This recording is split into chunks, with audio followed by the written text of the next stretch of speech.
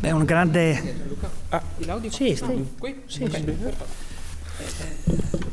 È un grande onore, una grande emozione avere qui Damien Chazelle, uno dei grandi del cinema contemporaneo, un artista che riesce a reinventare il cinema conoscendolo, omaggiandolo.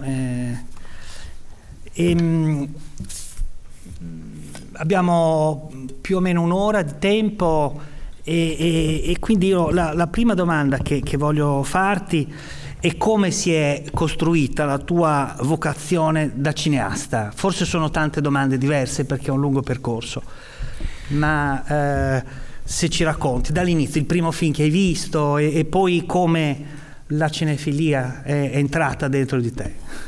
Just 1 second. Okay, so I will be very short, so I won't spoil that. It's a great pleasure to have here Damien Chazelle, who is a great filmmaker who is able to reinvent cinema, knowing cinema very well. So the first thing we want to know is how does his knowledge and his passion for cinema start, and so what was the first film that he watched, and things like that. It started with drawing, and so sort of films that felt like drawings in motion, so animated films. So I think the first film I saw in a theater, I remember, was the Disney version of Peter Pan. I think the first movie I don't really recall it, but I think the first movie I saw was supposedly Disney's Cinderella. So anyway, it was a lot of Disney films and cartoons, and then I would sort of draw kind of versions of what I saw. And so I think initially, if you had asked me at that age, sort of the answer in terms of how, when did I start wanting to make movies, is that I always wanted to make movies. I never kind of recall wanting to do anything but make movies at any point in my life. So I'm not sure exactly. I don't have a memory of a moment when it started. But what a movie was changed. And so I think if you'd asked me at that age what a movie was, I would have described something pretty close to a Disney film. If you'd asked me what a director was, my closest conception of it was, ironically, not really a director, but Disney himself, in the sense that was the name that I saw kind of written on the screen. Then eventually that started to transition to live action films, and around the same time I started kind of learning how to write. So drawing transitioned to writing, animation transitioned to live action. I started making sort of home movies with the sort of old little camcorder from like the 70s or 80s that my dad had in the closet, and then probably at that point, if you'd asked me who my idols were, it'd probably be someone like Hitchcock or Spielberg or someone like that. So it kind of the cinema was always there, but what kind of cinema was sort of in transition. Dunque, diciamo che il cinema credo che sia sempre stato nel mio DNA e nella mia vita. Se devo dire di ricordare i primi film che ho visto, sicuramente erano film di animazione, perché il primo approccio che ho avuto al cinema è stato quello proprio con i disegni. Quindi probabilmente il primo film che ho visto è stato Cenerentola di Disney, il primo film che ho visto al cinema probabilmente è stato Peter Pan di Disney, e quindi li associavo proprio molto al disegno. Tanto è vero che io ho sempre saputo che volevo fare dei film, ma se a suo tempo mi si chiedeva quale fosse il regista a cui volevo somigliare, mi veniva in mente come primo nome Disney, che poi non era realmente un regista. Dopo pian piano sono passato, quindi avevo idea che volevo fare cinema, ma dovevo decidere che tipo di cinema. Quindi dopo dal disegno sono passato a cominciare un po' a scrivere. Ho cominciato a fare dei piccoli filmini in casa con una piccola cinepresa che aveva mio padre, e quando ho cominciato a vedere i film di live action, quindi con le persone in carne ed ossa, posso dire che forse al tempo i miei idoli fossero Hitchcock, Spielberg e registi come quelli. I tuoi genitori, tua madre è medievista, una storica, tuo padre è un pioniere della geometria algoritmica e vi trasferite in Francia, dove forse nasce la cinefilia. Ho letto una cosa molto buffa che tu hai detto: ho trovato il Pariscope. So your parents are like, your mother is an historian of Middle Ages, and your father is a mathematician working with algorithms. And you go to France, and where probably cinephilia was born. And I read a funny thing that you find your way into Pariscope. Yes. For anyone who doesn't know, Periscope is it's sort of like the little booklet issued every week in Paris with all the. I mean, it's sort of the idea is that it's everything that's kind of happening culturally in the city. But for me as a kid, it was really about what movies were playing where, so I moved to Paris when I was, I guess 13 or so. So I think kind of having that sort of that idea of cinema at my fingertips was huge. It was my first time where, for instance, old movies on the big screen, which obviously is foundational to this festival. Movies that weren't necessarily current releases. It was the first time where that became kind of a sort of part of my daily life, there was something so sort of wild to me as a kid about the idea of getting to go back in time and see a silent film or an old Hitchcock film or something of that nature on the big screen in a movie theater in Paris. And I would just sort of crisscross. It's sort of how I got to know the city, was just sort of crisscrossing it, using the various theaters and the metro stops and learning the subway that way. And kind of spending my days doing my own little film festivals, in a way, which you could do, sort of going from movie to movie. It was, of course, I look back on it very nostalgically or romantically because I haven't really had that experience since. I've lived in LA now for some time. LA doesn't, ironically, city of movies doesn't have the range or density. Obviously, it's much more sprawling, but it doesn't have the range or the amount either of movie theaters, especially repertory and that kind of stuff. There's some great theaters in LA, the Arrow and various theaters run by the Cinematheque, but Paris is probably incomparable on when it comes to that specific thing. So it was I was lucky to kind of be there at such a impressionable age.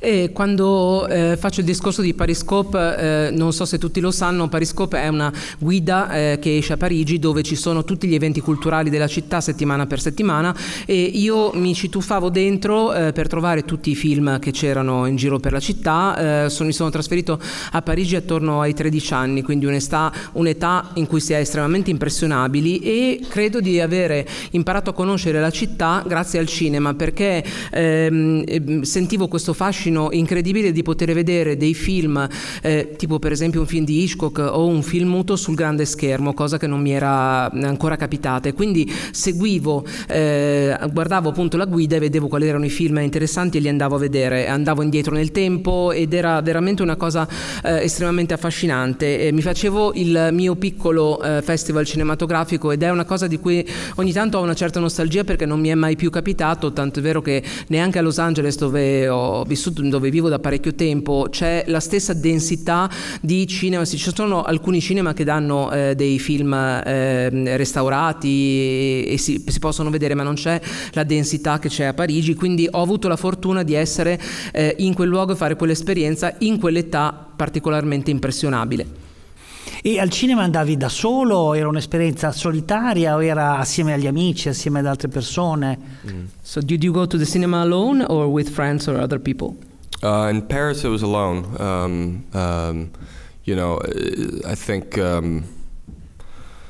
Yeah, it was two different kinds of going to the cinema. So I think growing up in New Jersey, where I grew up in the States, it was more that idea of it was sort of suburban living. So you'd go to the mall, and go to the movies with friends, and going to the movies meant seeing whatever Hollywood release was playing at that moment.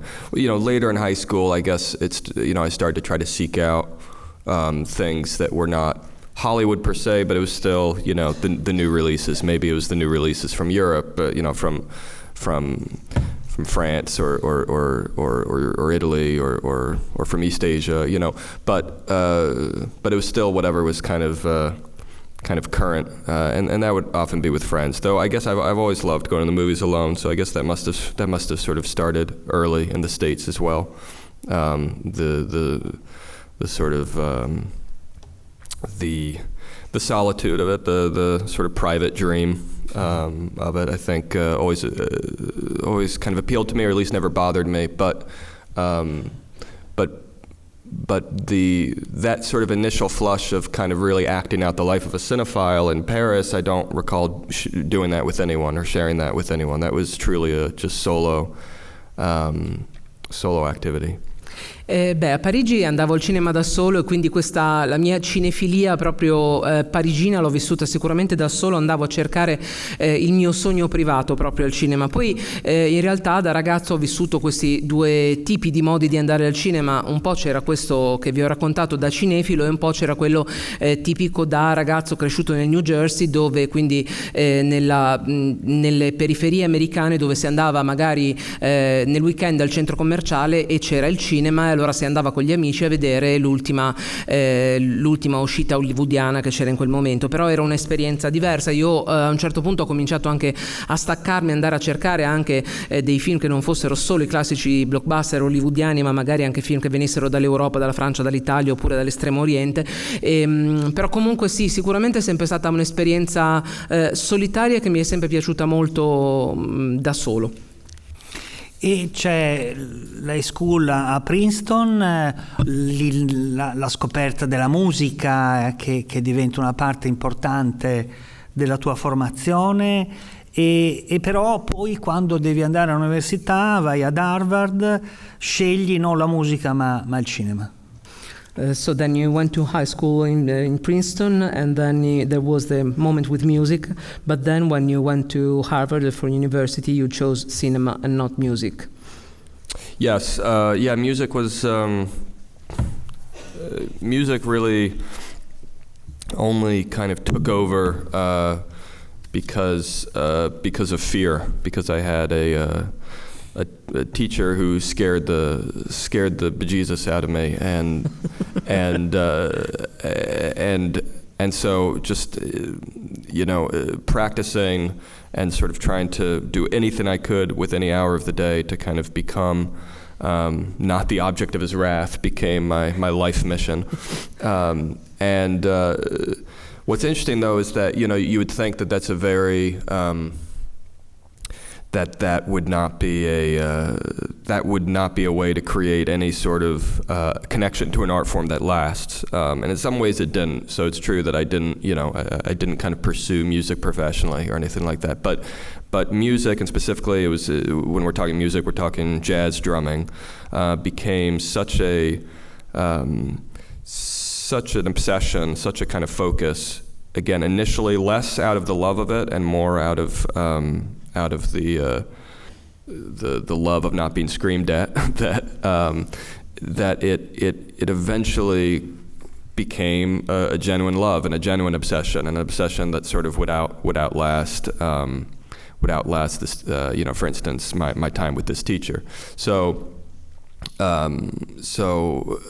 I just started thinking through the prism of music, if that makes sense, and so that informed how I thought about movies. And I don't know if I ever seriously considered, maybe once or twice, seriously considered during that time leaving, putting aside my dreams of cinema, or giving them up totally, but but yeah, for about 4 years, my heroes, my idols became not, Hitchcock or Fellini or Truffaut. They became Sid Catlett and Chick Webb and Buddy Rich and Joe Jones and really specifically because of the type of music I was playing, it was really, you'd say, the great swing drummers, big band drummers, which was really kind of an anomaly. Also, if you're imagining sort of suburban New Jersey, this high school I went to, I just went to the public high school there, but there was this Italian-American musician who had kind of come in and decided he was gonna, for whatever reason, turn this high school with a really mediocre, typical high school music program into like a powerhouse music program, and he was going to do it by treating the students, these sort of 14 to 18-year-olds, as adults. He would talk about how Buddy Rich treated his band, and that was sort of his his kind of the parallel for him for how he would treat his band. So it was kind of run sort of somewhat mercilessly, with discipline and with a real focus on just practicing and a certain kind of meritocracy that just was completely at odds with sort of American schooling in general at that time.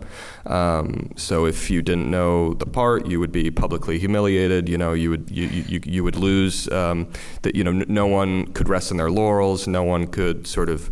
You had to earn your way up to first chair, second, whatever. There were alternates behind every main player in the band. So the main players in the band always knew that they were always at risk of being replaced.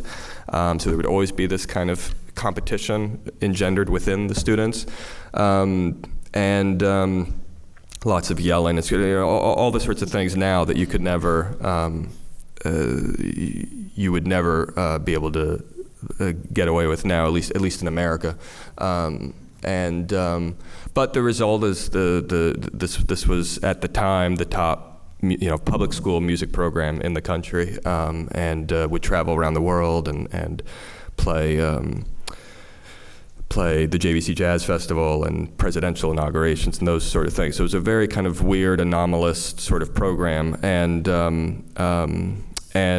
so it really kind of it's sort of wound up dictating my kind of thinking about drumming, and I started practicing in my basement, where I'd kind of try to reorient my drum set to look like a 1930s, 40s big band drum set, and hold the sticks that way and listen to those clips or watch those pieces of footage. So as I said, the old idols kind of went away, and I became obsessed with this new set of idols. But I guess what's interesting looking back is that it was still completely a kind of nostalgia for the past. So similarly to my kind of idea of cinephilia when I was kind of traipsing around Paris movie theaters, here I was sitting at a drum set in a basement in New Jersey, but my world was entirely comprised of things that were over before I was even born. So I look back and I think in some ways that was that's was formative of all the sort of obsessions and maybe hang-ups that I've continued to have both in music and in film ever since. Dunque, of sort of feeling out of time. Yeah.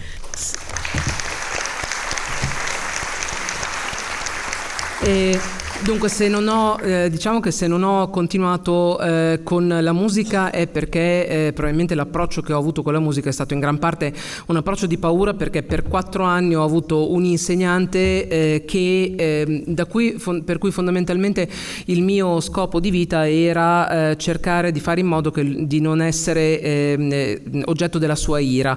Quindi forse quello non è esattamente il modo per riuscire a creare qualche cosa di successo. Comunque quando mi sono dedicato alla musica per 4 anni almeno i miei idoli, che potevano essere appunto Hitchcock, Truffaut, li ho lasciati da parte, e i miei idoli sono diventati quelli della musica jazz, e a me interessava diventare un batterista jazz. Avevo come idoli Buddy Rich, Joe Jones, e avevo questo insegnante che in questa scuola superiore della provincia del New Jersey decise di mettere insieme un programma di musica assolutamente all'avanguardia e assolutamente importantissimo, cosa che non succedeva nelle altre scuole, tanto è vero che poi abbiamo anche girato il paese, abbiamo suonato l'inaugurazione del presidente, abbiamo fatto veramente delle grandi cose, però questo insegnante ci trattava come degli adulti, ci trattava, lui diceva, come Buddy Rich trattava i membri della sua band, e quindi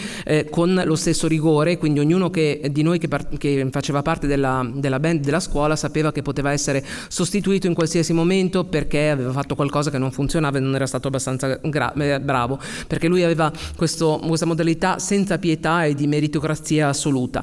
E quindi questo è stato sicuramente un momento che per me è stato estremamente importante, un momento formativo molto importante. Mi sono reso conto anche in quel momento, se ci penso adesso, soprattutto che il mio approccio con la musica era un approccio nostalgico, perché io suonavo la batteria in casa mia, questo insieme di batterie del 1930-40, guardando, ascoltando musica di quei tempi, guardando dei video di quei tempi, e quindi cose del passato, come facevo poi a Parigi quando andavo a cercare i film effettivamente del passato. Quindi diciamo che forse in quel momento ho forse per un attimo toccato l'idea di lasciare il cinema, ma è stato solo in quel momento. E poi c'è l'università, c'è Harvard, e tu racconti che pensavi di sapere già tutto sul cinema e invece no, scopri un altro mondo, scopri il documentario, il cinema sperimentale, e di colpo quello che ti sembrava il canone e quindi i film che tu amavi venivano superati da degli altri film, e il cinema verité, Cassavetes, e che però con il tempo hai capito che non erano uno contro l'altro, ma che la strada era unire questi due mondi così lontani. So then you went to Harvard and you started with cinema, thinking that maybe you already knew everything about that, but then you discovered documentary, experimental films, and you just realized that the films with the rules that you knew were not the only ones. There was another kind of films, but they were not like Cinema Verité, like Cassavetes, but they were not one against the other. The idea was to put them together. It was possible to put them together.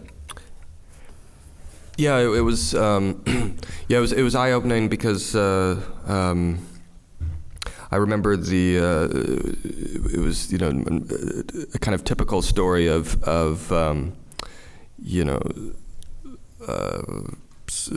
sort of a teenager's kind of arrogance being sort of shown up when I initially showed up to sort of I guess sit down with at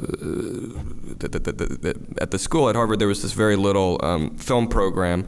Even many of the students there didn't know about it. And it was sort of tucked away in a basement, and was given. It was sort of part of a sort of general umbrella of kind of anything vaguely in the visual arts, but they couldn't even use the term arts because a place like Harvard is so allergic to that, so they called it visual and environmental studies. So it sounded vaguely scientific what you were doing, but really it was film, photography, painting, design, etc. But so when I went there to sort of meet for the first time with a professor there and look at kind of that, there was a class he was doing on documentary film, and he sort of asked me, do you know anything about documentary film? And I said, oh yeah, of course, yeah. Do I know about documentary film? And he said, okay, great. Well, here's the syllabus, and he showed me the syllabus of the films they were showing. And I looked at it, and there wasn't a single film on it that I had ever heard of. What's amazing is now I would say that, that whatever it was, those 10, 12 films on that syllabus are some of the foundational films for me of how I kind of look at cinema or how I look at the world. So in the span of a few months, thanks to this one professor, his name was Alfred Guzzetti, who's a great documentary filmmaker himself, thanks to this one course, my eyes were completely opened, not just on documentary cinema, but of course by extension, as you were saying, just on a whole other kind of cinema. And of course, documentary versus fiction is already a very sort of difficult to define sort of distinction, fascinatingly so. So we began with films by Robert Flaherty, which are again sort of considered these sort of pioneering documentary films, and yet everything is staged mostly. And then I find it's interesting. So this a filmmaker I did not discover in this class, but only discovered much more recently. But I'm inspired to speak of him now, especially being in Italy, and I've been living in Italy for a bit now. Like most Americans or people in the world, I sort of have always dreamed of being Italian, so that's another one of my unrealizable dreams that burns inside me. But I've gotten to know Vittorio De Seta, a documentary filmmaker, Italian documentary filmmaker, who to me, I don't know, it's sort of I see him as sort of it's a through line with Flaherty, where it's again these sort of ethnographic documentary, pure documentary, sort of portraiture style cinema, where the idea that you just go out into a world or go into a community and you're with your camera and you just observe. There's no voiceover, there's no anything like that. So it's this kind of idea of pure documentary, sort of like the Lumiere brothers maybe, sort of defined it as. And yet, again, you're looking at stuff that I don't know exactly how he made his films, but you can, where some of it at least is staged, or some of it is, staged in the sense the way Flaherty would do it, where he, Nanook would come out of the iceberg, the igloo, and then he would like it and say, okay, let's do that again. I'm going to put the camera here, and Nanook, you do exactly what you were doing, and you come out. And so when you're learning documentary filmmaking, on one level, you're taught that that's a lie, that that's a fraud, that you're not, then you're not actually recording the truth the way that, say, cinema verite maybe does. But it's actually just as truthful as anything else, and you start to actually question what truth versus lie even means when it comes to cinema. And I think this is what Godard was getting at with that it's truth 24 times, 24 frames a second, or I think the line that it means even more to me. I don't know who it is. I think it's Rivet, but it's one of those French people who said that every film is a documentary. I think The Umbrellas of Cherbourg, in that sense, is a documentary. That in fact, the magic of film, and this is something that, certainly, I think, an idea that those French filmmakers probably got from André Bazin, who wrote about this beautifully, is this idea of film that because it's the real world, because the camera is always capturing something in front of it, there's always, no matter how artificial the construct, there's some kind of unmediated thing that's going on, that you are capturing a moment, for instance, and looking up here, a moment in Catherine Deneuve's life when she was 19, and this moment is happening, and she's wearing this costume, and they're in wherever they are. Hitchcock, the same thing. You are capturing a moment in time that is absolutely real, that's absolutely a piece of unvarnished documentary truth, even if it's been kind of, dressed up with what we'd call fakery. So I think in a way, after my initial sort of just getting to know these films and filmmakers I didn't know, and learning that documentary wasn't, say, just talking heads or, interviews, I think eventually it gave me a sort of set of ideas that I could kind of grapple with, that I'm still grappling with, that I still find fascinating, along these lines of what exactly is the distinction between documentary and fiction, and are there ways that, I consider myself a fiction filmmaker, but are there ways that one can play with those slippages in one's films? Scusate.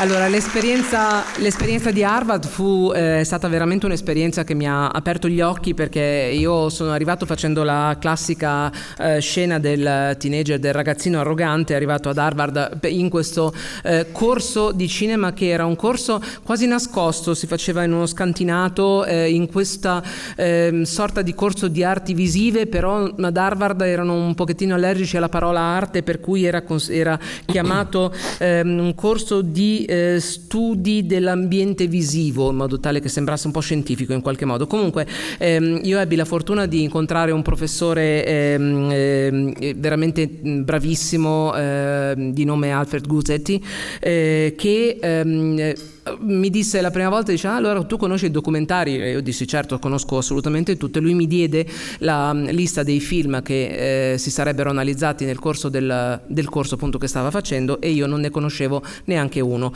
Erano 10-11 titoli che poi ho scoperto essere i titoli assolutamente fondanti del documentario. Quindi c'era sicuramente Flaherty, che ho imparato a conoscere, anche imparando poi a conoscere che Flaherty, che pure è considerato probabilmente il primo documentarista, faceva dei documentari che in qualche modo erano preparati, però poi sono, per esempio, quando sono venuto in Italia, adesso sto in Italia da un po' perché ho seguito un altro dei miei sogni, come che hanno tanti americani, di cercare di essere un italiano, e quando sono venuto in Italia ho scoperto Vittorio De Seta, e lì ho trovato un altro modo di fare il documentario in maniera completamente diversa, perché Vittorio De Seta ha un modo di documentario che è puro naturalismo, cioè è il mettersi dentro a una comunità e stare a vedere quello che succede, senza nessun voice over, senza nessuna spiegazione. Però devo dire che c'è in tutti e due i tipi di documentario c'è della realtà. Ho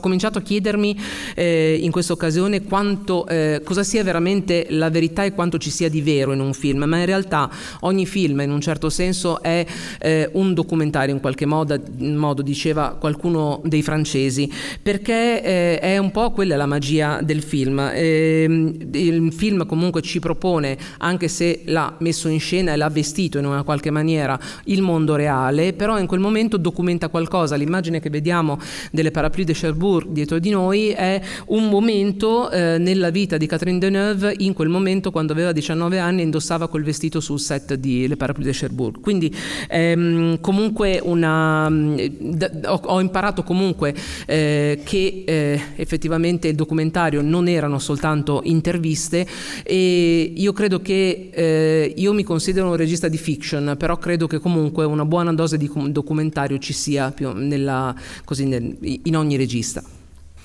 E ad Harvard incontri Justin Hurwitz, che è una storia straordinaria e unica, nel senso che avete sempre lavorato assieme, e lui non ha mai fatto musica per altri, e quindi magari se ci racconti come lavorate o come è cambiato di film in film il vostro lavoro, e nello stesso tempo questo approccio documentaristico, ma il tuo esordio parte con un omaggio straordinario a Demi e a Singing in the Rain.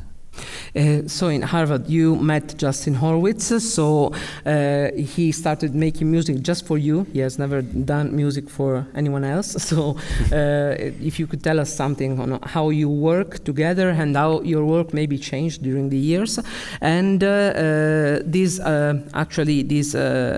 approach to documentary made you approach films, also fiction, as with an homage to Demi. In your beginnings. So. Mm-hmm. Yeah, it was sort of the transition point, I guess, between sort of music and film, or back to film for me, because I met Justin initially because we were playing in a rock band together with a couple other friends that Justin had put together. So the first time I ever spoke to him was getting a phone call from this guy I hadn't met, but he was, living somewhere else on campus, another student at the school, saying, "Hi, my name's Justin. I'm a pianist. I'm looking for drummers, and someone told me that you're a drummer. Would you be interested in being in a band?" And I said, sure. Why not? And so me, him, and 3 other students started playing in this band together, and that's how I got to know Justin. And so it was only maybe a year or two sort of into that Justin and I became close enough that we became roommates together, and we'd kind of become aware of what outside of the band, and eventually Justin and I quit the band, and then right after we quit, of course, the band, we decided that this band's going nowhere. It's a total failure, waste of our time. So we're going to quit. So we quit, and then the band got a record contract and got flown out to LA by Pharrell Williams and Kanye West, and so Justin and I looked at each other, feeling really smart, and going, okay, well. Now what do we do?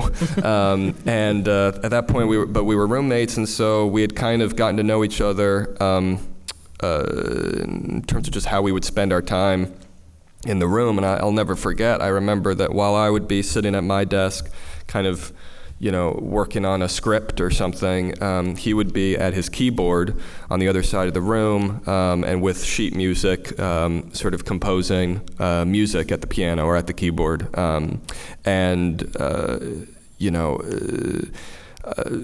He sort of pretty early on, we started kind of, trading notes, and I would show him certain films. I introduced him to Demy, and by extension to Michel Legrand, the composer who worked with Demy.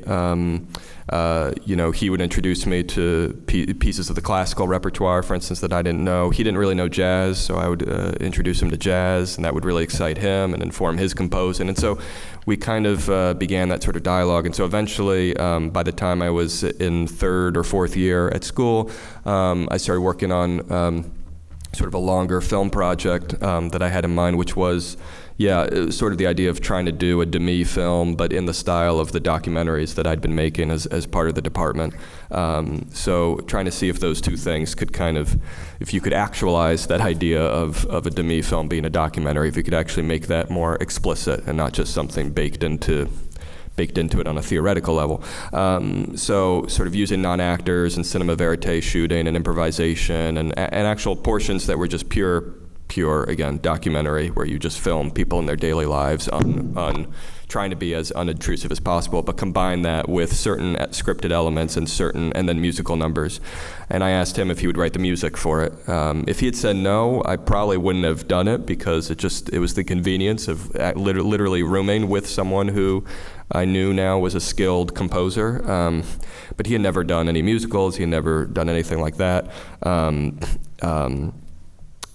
He had never scored for film, even though he was interested in the idea of it. But if he had said no, I probably wouldn't have done it. And then I think I wouldn't really have pursued musicals maybe as a genre, and it just would have gone down a different route. But for whatever reason, he said yes. We did that film together, and that film, I would say, looking back, was definitely, it was like the first essay at kind of first try at what became La La Land.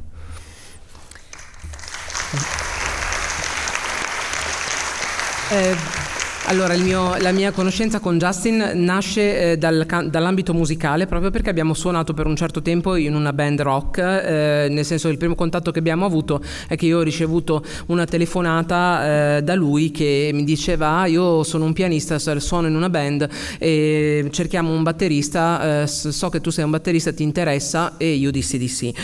Quindi mettemmo su questa band io e altre 3 persone, e poi pian piano diventammo molto amici. A un certo punto decidemmo di lasciare la band perché avevamo deciso che non andava da nessuna parte. Infatti appena noi la lasciammo ottennero un contratto discografico, quindi però noi pensavamo di essere molto furbi e ci ritrovammo a dire vabbè, quindi adesso cosa facciamo? Però intanto eravamo diventati molto amici e compagni di stanze, quindi avevamo capito un po', avevamo cominciato a capirci. Nella stessa stanza io ero alla mia scrivania che scrivevo sceneggiature e lui intanto componeva musica sulla sua tastiera. E quindi abbiamo cominciato a scambiarci queste nostre esperienze. Io gli facevo vedere dei film, gli ho fatto conoscere Demy, gli ho fatto conoscere il compositore Michel Legrand, lui mi ha fatto conoscere della musica che io non conoscevo, della musica classica che non conoscevo, io gli ho fatto conoscere di più il jazz. Insomma, attorno al terzo o quarto anno io ho pensato di mettere in piedi questo progetto che doveva essere orientativamente un film alla Jacques Demy, però in stile documentario. documentario, quindi attualizzando molte cose, quindi magari con degli attori non professionisti, con dell'improvvisazione, con dei momenti di puro documentario, e doveva essere un musical, e chiesi a Justin di scrivere la musica. Probabilmente se lui mi avesse detto di no, questo progetto sarebbe abortito e non l'avrei mai fatto. Lui non aveva mai scritto musica per film, tantomeno per musical, però lo trovò interessante, mi disse di sì, e quindi questo progetto andò avanti. E una delle tue doti straordinarie è sicuramente la scelta degli attori, la direzione degli attori, e quindi se ci dice qualcosa su come lavori con gli attori, J.K. Simmons in Whiplash è un'interpretazione assoluta, Emma Stone, Brad Pitt penso in Babylon è una delle interpretazioni più struggenti che io ricordi, e quindi quanto li lasci lavorare, quanto influenzi o come li fai entrare nella parte. So one of the things that we like the most of you is how you direct, how you choose and how you direct actors. So we would like to know, for example, there are like characters like J.K. Simmons' character in Whiplash, or Emma Stone or Brad Pitt in Babylon. They were like wonderful characters. So how do you direct them? How much do you leave them free, or how much do you influence them? I think I'm still learning how to, I mean, I guess one always is still learning, but especially when it comes to the mysteries of actors, because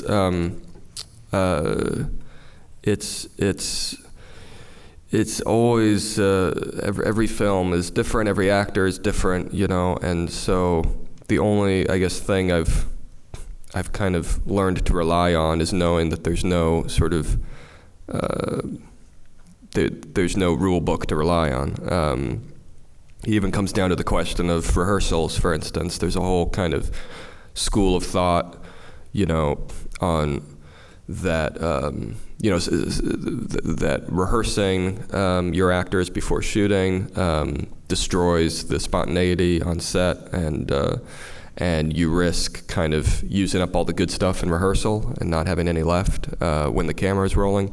At the same time, there's some directors who always rehearsed, extensively, would rehearse the entire film, the way one would rehearse a play before doing the film. So, I've done some cases where I've rehearsed, some cases where I haven't rehearsed at all, and again, I think it depends on the actor.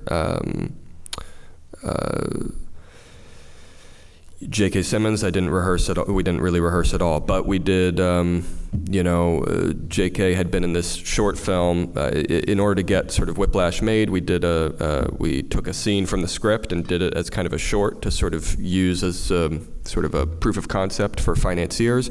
J.K. was in that, so I guess in a way that was a rehearsal, even though we didn't think of it that way. It wound up being at least a little sort of laboratory for the two of us to work together for the first time. In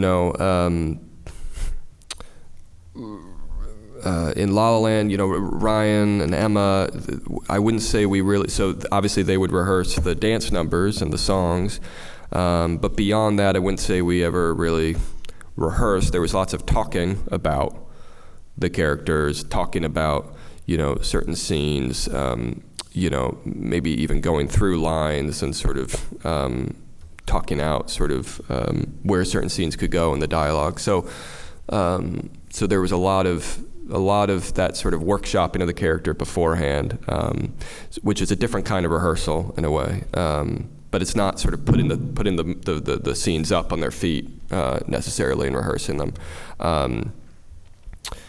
First Man, there was no rehearsal. There was, just sort of talking through characters, except that I set up 2 weeks before we started shooting the main portion of the film, where Ryan Gosling and the actors playing his family members could basically play family together, and we would shoot it. We would in that sense, shoot the rehearsals, but it was basically just shooting improvisations of them in costume in the set of their house, just kind of playing family, making breakfast or going out to the creek, or the kids playing games while the parents try to chase after them, or daily chores of the house, that sort of stuff, and so we shot that for 2 weeks, just me and a cameraman, and sometimes sound, sometimes not, and a lot of that material wound up in the film. But none of it was scripted. There was no sort of sense of kind of plan to what we were doing. And the main goal was really just to get people comfortable with each other. And really, the main thing, actually, looking back, was less so for Ryan or the actors. It was for the kids, the actors playing kids. I was very nervous about, because they had never.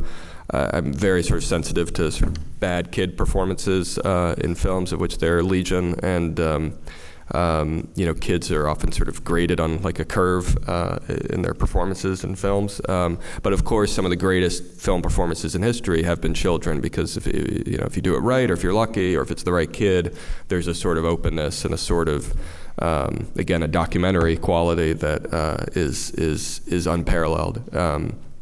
So these kids had never been in front of a camera, so it was very important to me for them to get comfortable with being in front of a camera. So that was the reasoning behind that. And then finally on Babylon, I had a few talks with Brad Pitt, but we didn't rehearse anything. But I rehearsed the entire film multiple times, every scene, with Diego Calva, the Mexican actor who played Manuel, the sort of lead character in the film. And I shot that's the sort of the most rehearsal I've ever done, was kind of. We did the entire movie, me shooting it on an iPhone in my backyard, using just the backyard became all the sets.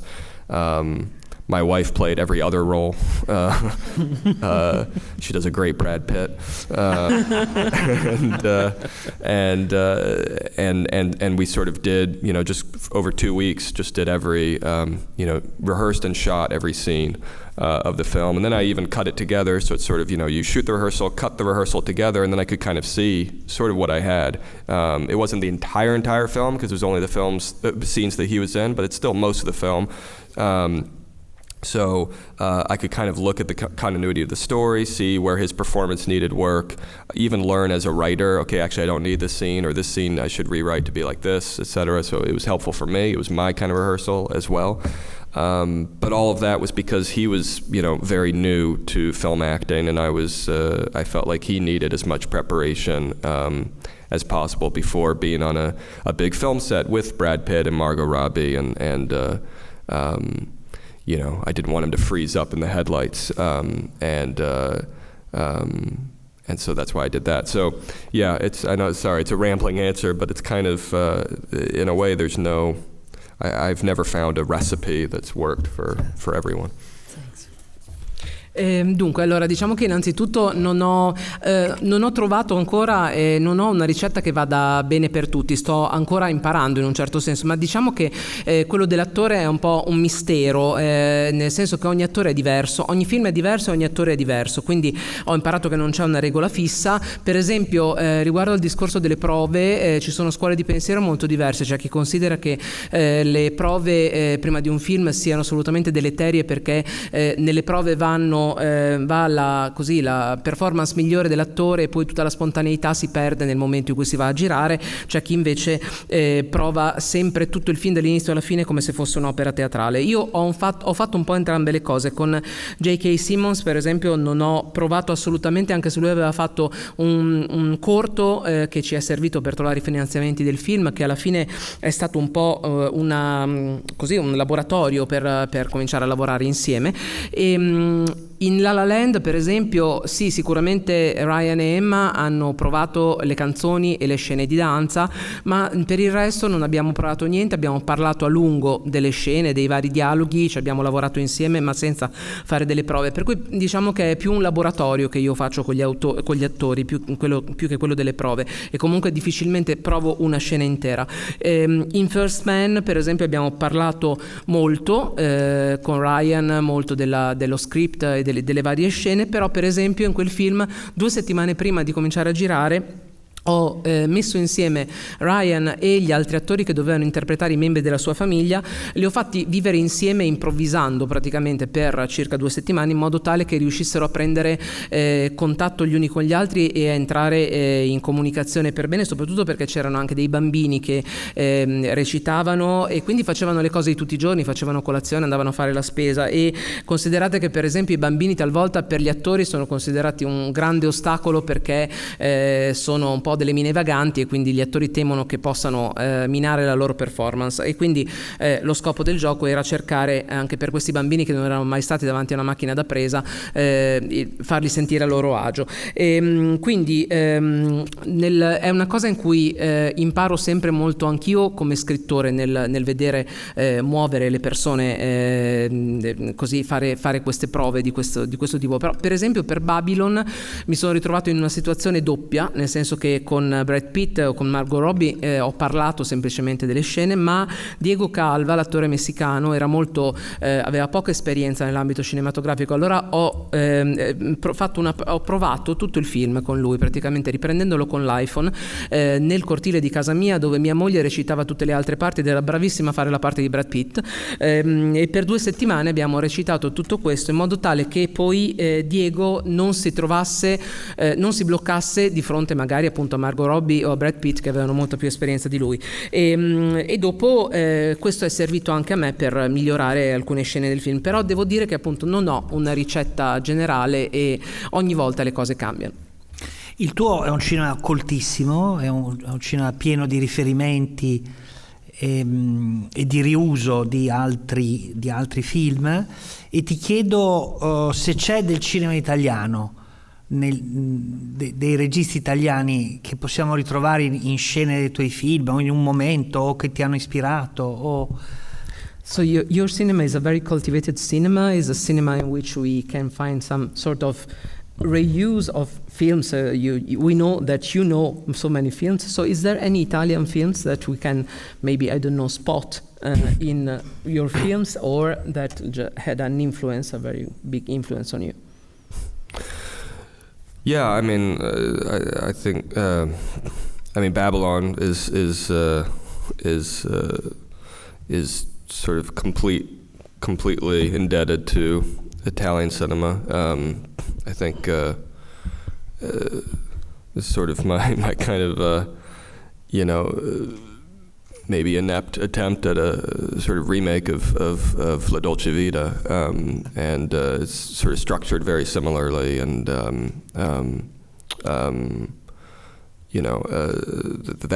that movie became kind of a, it was the Dolce Vita was the closest thing to a sort of blueprint or Rosetta Stone or whatever one wants to call it for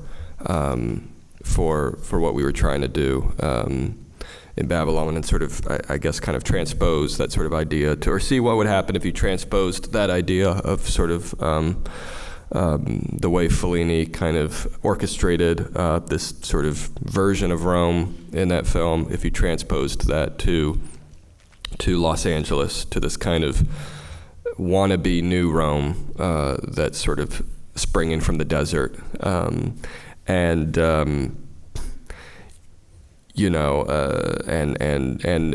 Dolce Vita, there's that sort of you think of the scene with the miracle, and you think of this the kind of undergirding of this sort of desperate yearning for spirituality of some kind. It's sort of like I guess a movie about like a city of God, when God is no longer there, and sort of what that does to the people in it. So I think LA seemed to fit the bill for a similar kind of story, I guess, in that sense. That why are people so kind of madly drawn to this sort of new church, this new altar of cinema, of the screen? There's this kind of religious hysteria to it. So I sort of liked the idea that the crowds in Babylon, that all the sort of, whether it was the crowds of the party, whether it was the extras shooting films, or whether it was even kind of smaller scenes, but just like fans trying to kind of mob an actor or kind of cling into a car as it drove away, that all of that would be kind of, you would direct the people a little bit as though you were directing sort of pilgrims to the site of a relic or to a holy site, or to, you know, or kind of the desperation of penitence, sort of, you know, reaching for absolution of some kind. So it becomes this new sort of spiritual outlet for people. And then, of course, the problem, as with anything that's not actually substantive, the problem of sort of trying to replace God with something else, whether it's movies or anything, is that you realize it doesn't, it's just a quick fix and it doesn't actually solve anything. And so you have that continual spiritual desperation, and you just keep coming back and back. And so it becomes a city of addicts, it becomes a culture of addicts, a civilization of addicts, junkies who will never get they become more and more dependent, and so they never get the full fix that fixes them. They never get fixed, because as soon as they get fixed, then there would be no more no more demand, and then the industry can't allow that, and so it becomes this machine that rolls on and will roll on forever. So, but I don't know. Yeah, no one has told that story or that kind of version of that story better than Fellini, so no one films parties better than the Italians as well.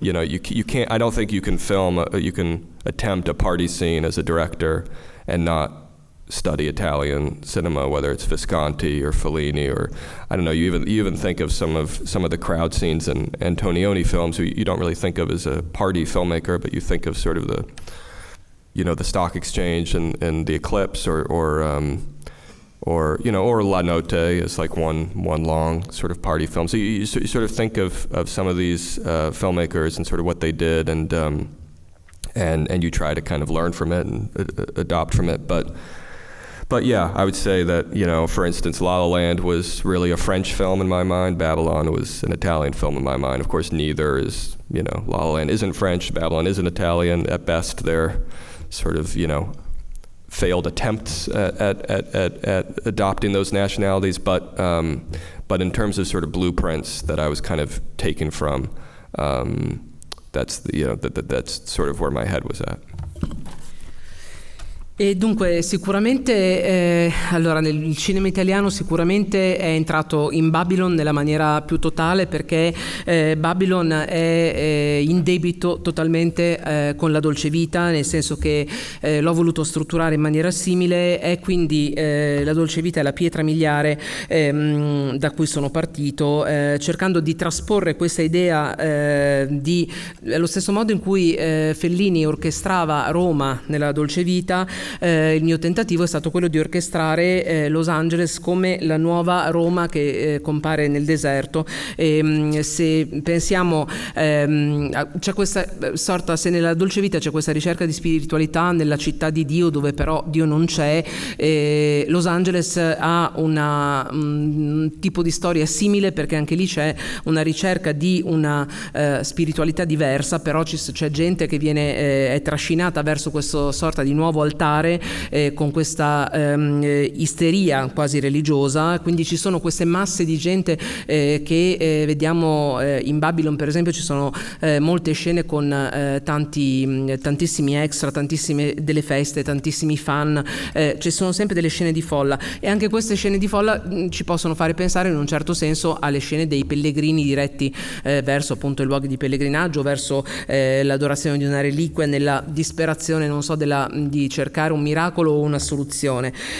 Quindi sicuramente Los Angeles però è un luogo in cui questa ricerca spirituale nei confronti di qualche cosa poi non si realizza, o comunque non si realizza mai abbastanza, quindi diventa un luogo di persone che hanno dipendenza da qualche cosa e non hanno mai la dose sufficiente, perché nel momento in cui raggiungono un certo livello non è mai quello sufficiente per essere felici. Quindi è una macchina che va avanti all'infinito, però questa storia nessuno l'ha raccontata meglio di Fellini, nessuno meglio degli italiani ha raccontato le feste. Pensiamo a Visconti, pensiamo sempre a Fellini, oppure per le scene di folla pensiamo anche ad Antonioni, alle scene di folla, la scena di folla della borsa nell'Eclisse di Antonioni. Insomma, gli italiani appunto sono una base in questo senso, quindi posso dire che se La La Land l'ho voluto fare come un film sulla falsariga di un film francese, Babylon l'ho voluto fare come un film italiano. Poi non so se siano tentativi riusciti oppure no, però la partenza era quella. Non si spenterebbe mai di ascoltare un grande artista, e grazie di cuore a Damien Chazelle. Grazie mille.